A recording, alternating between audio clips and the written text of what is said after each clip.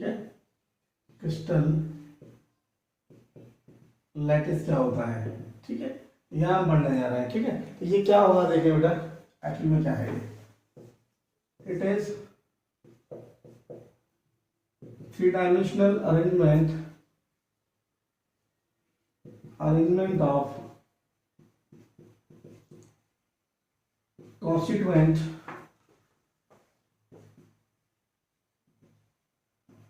particles of solids, three-dimensional arrangement of constituent particles of solid in space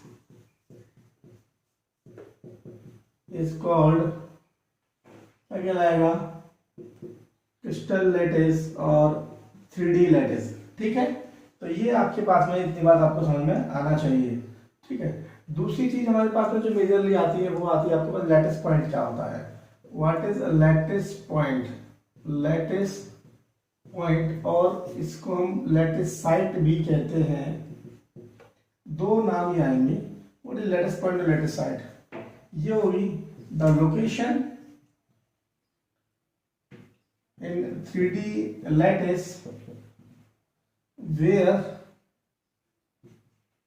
the constituent particles of solid is present। ये आपका कहलाएगा, क्या कहलाएगा, lattice point और lattice site. ठीक है, थर्ड हम बात कर रहे हैं यूनिट सेल के बारे में। व्हाट इज यूनिट सेल, ठीक है, तो यूनिट सेल क्या है, देखो, it is the smallest portion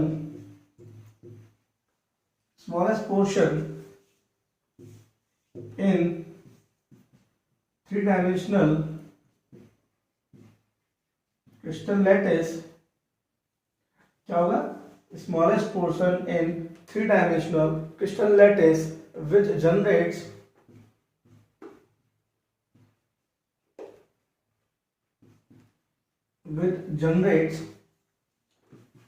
the entire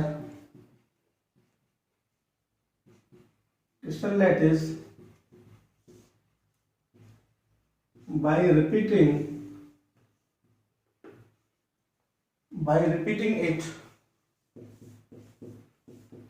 in all direction या डिफरेंट डायरेक्शंस। जैसे मैं समझाने के लिए आपसे बात करूं, जैसे मेरे पास में ये आपके पास कोई 2D या 3D सेटअप है, अगर आप इस सेटअप को रिप्रेजेंट करना चाहते हो पूरे, तो आप इसमें से एक स्मॉलेस्ट पोर्शन को बाहर निकाल लीजिए लाइक दिस। तो आपने इस पोर्शन को बाहर निकाल लिया और आप क्या देखेंगे, इस पोर्शन को अगर आप बार बार बार बार बार बार बार रिपीट करेंगे तो आपको ये 2D या 3D जो भी है क्रिस्टल लैटिस मिल जाएगा। ठीक है, तो इस स्मॉलेस्ट पोर्शन को ही हम नाम दे रहे हैं यूनिट सेल। तो देखा आपने, तो it is the smallest portion in 3D crystal lattice which generate the entire crystal lattice bye repeating in it in all direction. जैसे कि ये आपने 2D या 3D कोई क्रिस्टल लैटिस ले लिया और आपने इसके स्मॉलेस्ट पोर्शन को या बाहर निकाल लिया, जिसको आपने यूनिट सेल नाम दिया है। अगर मैं इस यूनिट सेल को बार बार बार बार बार बार रिपीट करूं तो मुझे ये पूरा एंटायर 2D या 3D जो भी सिस्टम है आपको मिल जाएगा। इसको अपन बोलते हैं यूनिट सेल्स। ठीक है, तो अपने को बेसिकली इस चैप्टर में देखो अपने पास में 7 टाइप ऑफ क्रिस्टल स्ट्रक्चर्स हैं जो हमें पढ़ने हैं। ठीक है, और उससे सबसे पहले, उसे जानने से पहले हमें पढ़ना है बेसिकली, क्या पढ़ना है, cubic unit cell. Cubic unit cell पढ़ना है। क्यूबिक यूनिट सेल के बारे में, तो क्या क्यूबिक यूनिट सेल के बारे में बेसिक इंफॉर्मेशन हमारे पास होनी चाहिए, हम वहां पे बात कर लेते हैं। देखो, उसको समझने से पहले हमें एक क्यूब बना लेते हैं। ठीक है, इस क्यूब में हमें क्या क्या चीजें पता होना चाहिए, जरा उनके बारे में हम बात कर लेते हैं। इस क्यूब में हमें पता होना चाहिए कि हाउ मेनी कॉर्नर्स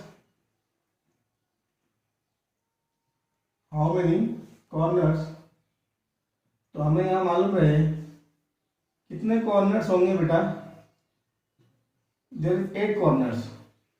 ये एटम जो कॉर्नर रखा है, ये एटम जो कॉर्नर रखा है, इनके सेंटर से जो डिस्टेंस है उसको हम एज लेंथ बोलते हैं, एज लेंथ बोलते हैं, एज लेंथ, जिसे हम स्मॉल ए से दिखाते हैं, और इसको बोलते हैं एच, एच की लेंथ को एज लेंथ बोलते हैं। तो कितनी एजेस होंगी यहाँ पे बात करें तो नंबर ऑफ एजेस, इस तरह की एजेस इसमें आपको दिखाई देंगी 12। ठीक है, जैसे गिने अगर काउंट करेंगे तो 1 1 2 3 4 5 6 7 8 9 10 11 और ये आपकी 12। तो 12 एजेस आपको नजर आएंगे इसमें। और दूसरी बात करें कितने फेस नजर आएंगे, जैसे ये आपका पास फेस है, ठीक है, तो इस तरह के कितने फेस नजर आएंगे? एक इधर का, एक इसके सामने का, 2, तीसरा आपके पास ये नीचे वाला, चौथा इसके ऊपर वाला, पांचवा ये पीछे वाला, और छठवां ये फ्रंट का, 6। तो यहां बात करें number of faces in cube, that is 6। और हर एक फेस का एक सेंटर रहेगा, तो फेस सेंटर इसको हम बोलते हैं फेस सेंटर। ये भी कितने में कितने फेस उतने फेस का सेंटर, फेस सेंटर 6 होंगे। और किसी भी बॉडी का एक सेंटर होता है, उसको हम बोलते हैं बॉडी सेंटर। तो एक बॉडी सेंटर होगा, किसी भी बॉडी का सेंटर एक ही होता है, यहाँ पे एक। अब यहाँ पे थोड़ा समझें, और क्या समझें, यहाँ एक चीज और हमें जो जानना है वो है बेटा, यहाँ पे कितनी एज होंगी, क्या कितने हम फेस डायग्राम डाल सकते हैं। और हम बात करें तो जैसे ये फेस आपका है, तो मैं इस फेस पे एक डायग्राम डालना चाहता हूँ, तो ये वाला आपका फेस डायग्राम हो गया। एक इधर से हो सकता है, तो how many face diagrams are possible? एक फेस पे 2, तो number of face diagram in a cube, एक फेस पे 2, टोटल कितने हो बेटा? 12 हो गए। फेसेस कितने हैं? 6। अगर मैं आपसे कहूं बॉडी डायगोनल आप डाल दीजिए, तो कितने बॉडी डायगोनल्स हो सकते हैं? अगर मैं आपसे कहूं नंबर ऑफ बॉडी डायगोनल्स, तो आप देखेंगे किसी भी बॉडी में आप कितने बॉडी डायगोनल्स डाल सकते हैं इन सिंपल क्यूब। तो एक आपने यहां से डाल दिया, तो आपने देखा एक कॉर्नर और एक कॉर्नर, 2 कॉर्नर से आपके पास एक बॉडी डायगोनल आया। तो टोटल कॉर्नर कितने? 8 थे, यहाँ कितने आएंगे? 4 बॉडी डायगोनल आएंगे। क्लियर? तो अब आप बात करें number of body diagonals, that is what? 4। 4 body diagonal होंगे आपके। समझ में आता है? तो यहां बात हुई बॉडी डायगोनल्स की। क्लियर? अब आपको क्या जानना है बेटा? यहां पे लेंथ की बात करते हैं, लेंथ ऑफ फेस डायगोनल। तो फेस डायगोनल की लेंथ के लिए मैं आपको बता दूं, जैसे आपके पास एक क्यूब था, तो मैंने ये बोला था कि एटम्स अगर कॉर्नर पर प्रेजेंट है, तो इस कॉर्नर से इस कॉर्नर की लेंथ कितनी है? एज लेंथ ए। ये लेंथ भी कितनी है? ए। अगर मैंने यहाँ बॉडी डायगोनल डाल दिया, तो आप क्या देख सकते हैं? थ्रू पाइथागोरस थ्योरम आप लगा सकते हैं, दिस इज व्हाट ए, ये बी एंड सी। तो बी सी लेंथ आप निकालेंगे, तो it should be length of B C आप निकाल सकते हैं, it will be B C का square equal to A square, यानी कि ए बी का स्क्वायर प्लस ए सी का square, that is A square plus A square, it will be 2a square 2a square, so BC equal to a root 2. So length of face diagonal, this length is what? This length is what? A root 2. Clear? अब हम बात करें length of body diagonals की बात करें।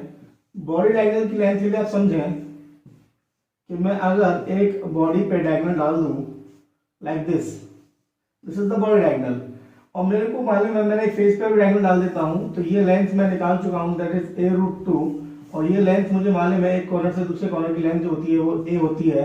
Again through Pythagoras theorem A B C, तो तो ये लेंथ हम निकालेंगे तो यहाँ देखेंगे BC का square equal to AB square plus AC का square, so AB length A square plus this is A root 2 का square, so it will be A, ये हो गया 3A स्क्वायर, so BC का length equal to A root 3।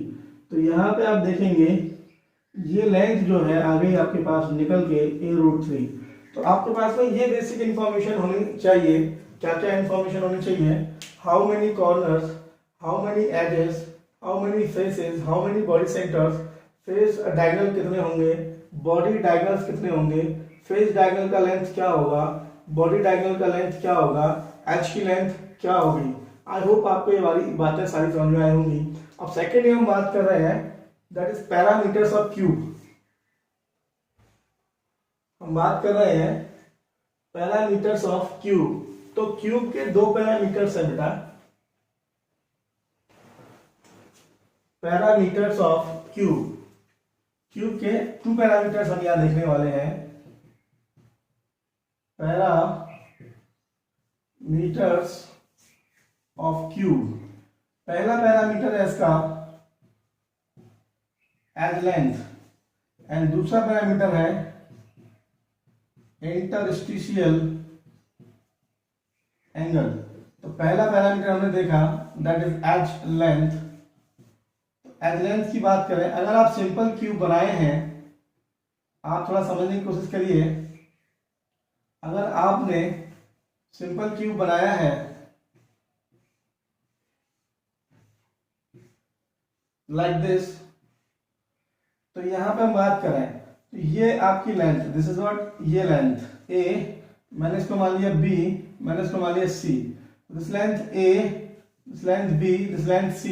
यहाँ पे क्या देखूंगा, अगर ये सिंपल क्यूब है तो ये लेंथ और ये लेंथ क्या होगी, बराबर होगी, that is A equal to B equal to C। तो एज लेंथ यहाँ पे क्या होंगी, इक्वल होंगी। दूसरा पैरामीटर मैं आपसे जो बात कर रहा हूं in simple cube, that is what, दूसरा पैरामीटर है आपका इंटरस्टिशियल एंगल। तो second parameter is interstitial angle. ये आपके पास तीन एंगल्स होंगे जिनको हम बेसिकली अल्फा बीटा गामा कहते हैं। दिस इज व्हाट, ये ए और बी के बीच का एंगल दैट इज अल्फा, ये और ये बीच का एंगल दैट इज बीटा, और ये दैट इज गामा। इनको बोलते हैं interstitial angle. This is alpha, beta and gamma. और ये तीनों ही alpha equal to beta equal to gamma 90 degree के होंगे इन सिंपल क्यूब्स में। अब इन पैरामीटर्स के बदलते ही यदि आपकी ABC का वैल्यू चेंज हो जाए, यानी ये इक्वल ना रहे या थोड़ी बहुत चेंज हो जाए, या इंटरस्टिशियल एंगल चेंज हो जाए, तो इनके चेंज होते ही आपका जो क्रिस्टल लैटिस है वो चेंज हो जाएगा। तो अभी मैंने जो आपको बताया है ये सभी जानकारी आपको सिंपल क्यूबिक यूनिट सेल के बारे में है। ओके।